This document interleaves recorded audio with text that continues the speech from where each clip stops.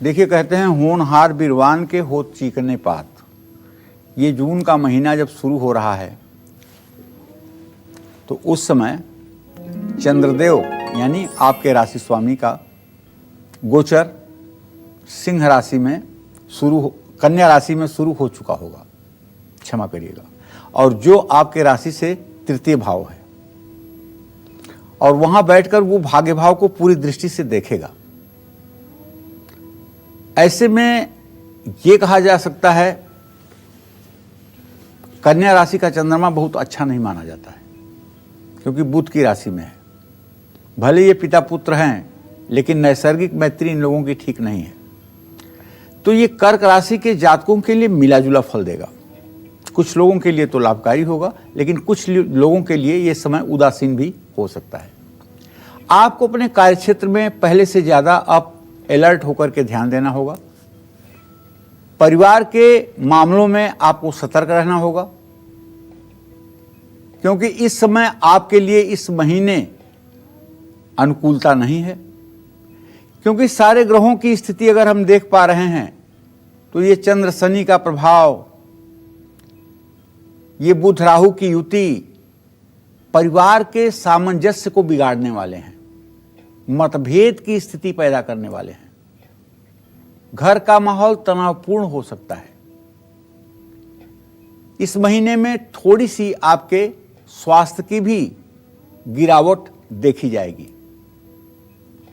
वैसे भी आपको अपने स्वास्थ्य के प्रति तब अधिक ध्यान देना चाहिए जब आपकी उम्र 45 साल से ज्यादा हो, क्योंकि कर्क राशि के जातक जब शनि के गोचर से प्रभावित होते हैं तो ऐसे लोगों को रोमेटिक अर्थराइटिस, गठिया का रोग, हड्डियों में दर्द की स्थिति, सर्वाइकल स्पेंडिलाइटिस जैसे रोग होते हैं, और कभी कभी तो हीमोग्लोबिन बहुत नीचे की तरफ चला जाता है। तो ऐसे में गर्मी में क्या सावधानी बरतनी है? घर में ही जूस, चाहे वो बेल का शरबत हो और चाहे वो रूह अफ़ज़ा हो, कुछ भी आप जरूर सेवन करें। इससे आप ऊर्जावान भी रहेंगे, दूसरों को सहयोग भी कर पाएंगे।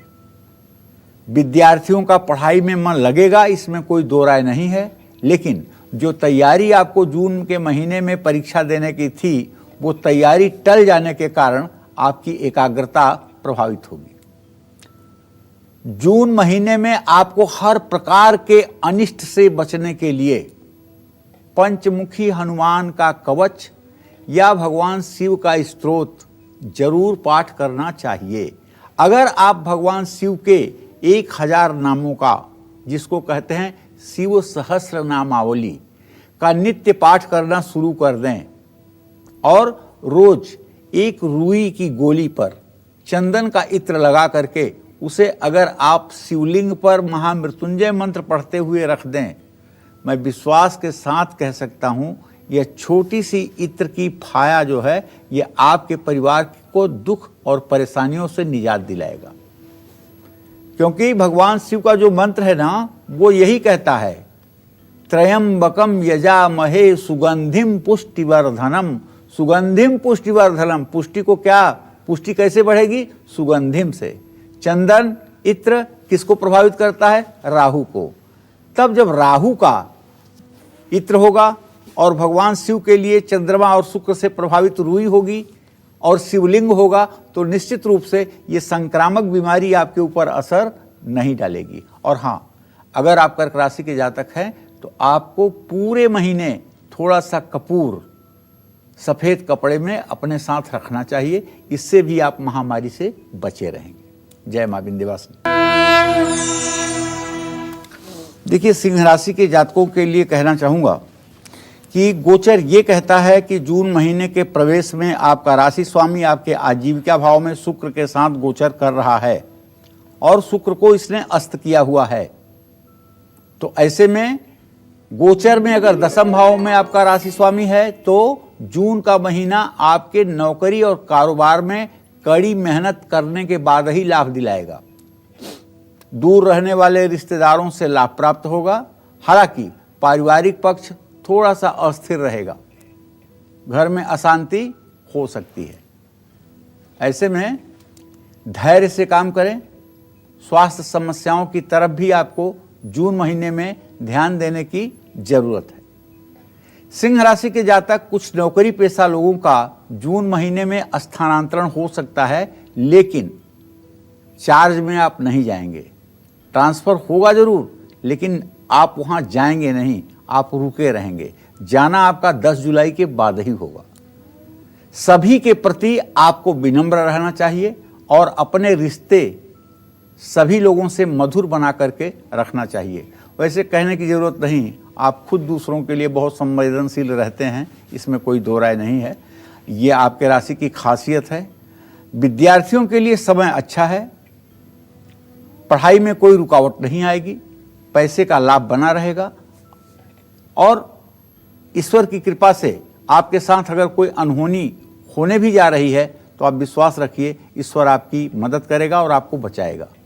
आपको उसका तनिक मात्र भी क्लेश नहीं होने पाएगा। जून महीने में मंगल के अशुभ प्रभाव के कारण बड़े भाई को शारीरिक कष्ट हो सकता है। अगर आपके बड़े भाई डायबिटीज या शुगर से प्रभावित हैं तो उन्हें आप जून के महीने में खान पान में संयम और यात्रा में मनाही के लिए आग्रह करें।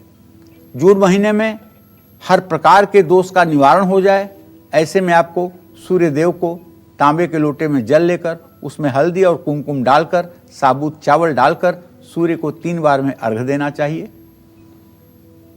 जय मां विंध्यवासिनी। कन्या राशि के जातकों को बताना चाहूंगा कि बहुत अच्छी बात है कि महीने की शुरुआत आपके राशि में चंद्रमा के साथ हो रही है। तो भाई चंद्रमा आपके राशि में रहेगा, चंद्रमा बीज है और भाग्य स्थान में शुक्र रहेगा, तो जून का महीना आपके लिए सकारात्मक परिणाम देगा। आपकी पॉजिटिविटी देखने लायक होगी। कुछ छोटी मोटी परेशानियां तो जीवन में सबको लगी रहती हैं, जिससे हल्का फुल्का कष्ट हो सकता है, लेकिन इसका कारण नहीं कि 90% अपने सुखों को 10% की परेशानियों के सामने आप कुर्बान कर दें। आप पूरा एंजॉय करें सुखों को, और 10% अगर परेशानी आ रही है तो इसको ये समझ करके काट लें कि इतना तो होना ही चाहिए।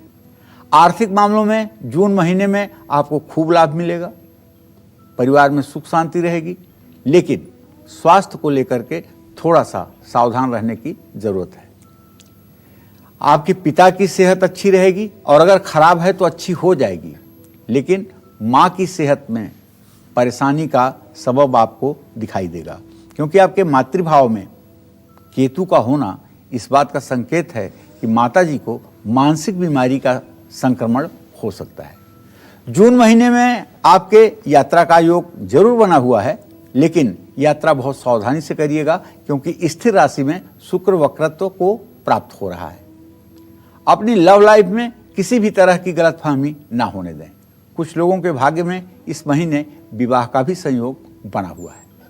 जून महीने में जो कन्या राशि के जातक हैं, इनके विवाह का संयोग बना हुआ है। सबका तो नहीं, लेकिन बहुत से लोगों के जिनके विवाह पहले से पूर्व निर्धारित हैं, उनके विवाह होंगे। पिता और सरकार से लाभ भी मिलेगा।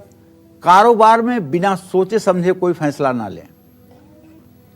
और कुछ काम ऐसे हैं जिन्हें आप पिछले 2-3 महीनों से चाह रहे हैं, लेकिन नहीं हो पा रहा है। खास करके उस सरकार से संबंधित काम है, वो इस महीने भी टलेगा। तनाव से मुक्ति मिलेगी आपको। और जो स्टूडेंट्स हैं, पढ़ाई कर रहे हैं, उनके लिए जून का महीना सचमुच में बहुत अच्छा है। आप जून महीने में लाभ प्राप्त करने के लिए दुर्गा सप्तशती के सिद्ध कुंजिका स्तोत्र का नियमित सुबह शाम पाठ करिए। और आप जानते हैं, एन मंत्र प्रभावेण चंडी जापम शुभम भवेत, ये सिर्फ कुंजिका स्तोत्र में आता है। तो ऐसे में कुंजिका स्तोत्र का पाठ यदि आप सुबह शाम करेंगे तो आपके घर में अमन चैन रहेगा, आपका देश खुशहाल रहेगा और आप जिस विश्व में रहते हैं उस विश्व का भी कल्याण होगा। जय मां विंध्यवासिनी।